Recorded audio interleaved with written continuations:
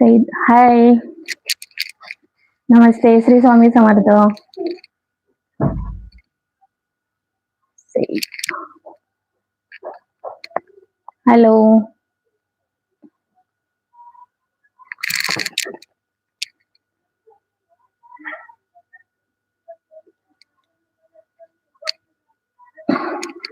श्री स्वामी समर्थ भक्तांनो, आज मी तुम्हाला एक स्वामींचं सुंदर प्रसंग सांगणार आहे.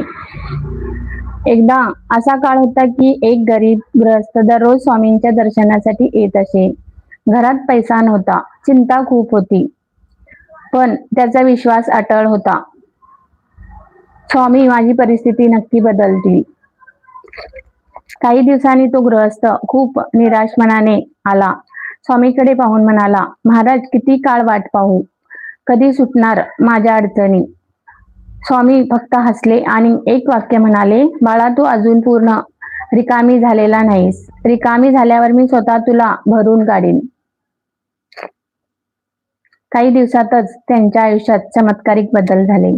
काही मिळाले, घरात काम मिळाले, घरात सुख शांती आली आणि त्याला तेव्हा समजलं, स्वामी कधीच उशीर करत नाहीत.